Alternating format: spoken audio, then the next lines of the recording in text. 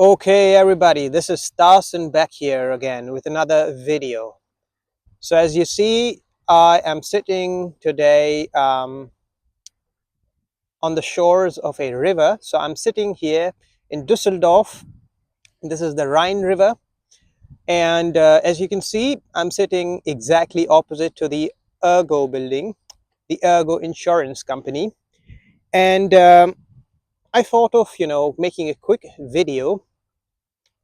So this is going to be about some ways or some important ways that you can build wealth legitimately. Okay, now let me tell you, wealth building is no secret. Yeah, it is a series of boring steps that you have to take consistently over the years, right? So, and that is where a lot of people fail, because a lot of people, they're looking for quick gains, and they end up you know in Ponzi schemes, and which results in them losing a lot of their uh, money. So yeah, quick ways to build, legitimate ways to build and keep your wealth. So the number one thing that you have to do is you have to be bringing in a lot of money, right? That doesn't come as a surprise, obviously. And how you can do that is number one, by owning a business. Okay, and if you're not doing that, you should be in a profession that pays a high salary. Okay, so something like doctor, lawyer, engineer, corporate executive. So you should be in one of those roles.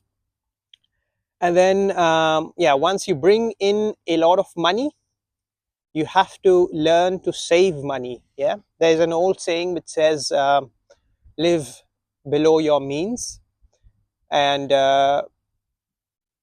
yeah, that is true, because there could be somebody who brings in, you know 20,000 euros per month or $20,000 per month, but his output might be 19,000 euros per month, right? And what that does is it saves him just 1,000 euros per month. And there might be somebody who is earning like 3,000 euros a month, and his expenditure or her expenditure is a meager 700 or 800 euros a month, hypothetically.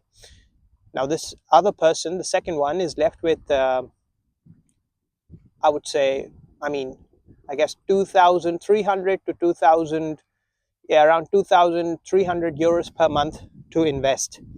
Now that brings me to the third step of building wealth. Now once you bring in the wealth and you have developed the discipline to save money, yeah, that's more like a psychological step that you have to deal with. You have to learn to save money.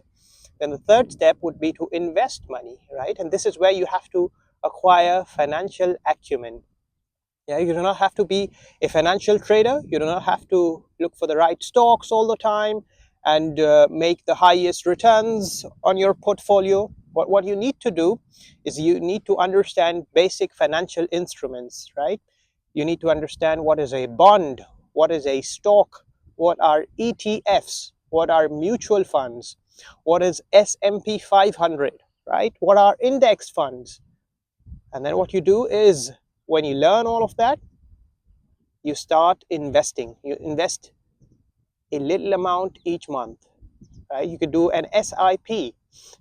Yeah, you can do an SIP every month.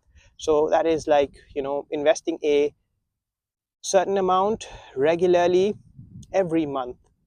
And the best strategy would be to invest in an indexed fund, right? Something like an S&P 500. So yeah, because a lot of financial advisors, they might sell you products which are in their interest but not in your interest. But the index fund is, or rather has historically given a decent growth, and it has a good track record. Yeah, there's less risk is minimized because your portfolio is diversified, as they say. So yeah, invest money. That would be the third step. Nothing special, nothing secret. And the fourth step, this is where a lot of high ticket individuals, they falter. There are legal ways to legitimately pay less taxes, right? There are tax loopholes in every system. And this is something that the elites, the rich, they know about, but the common man might not know about it.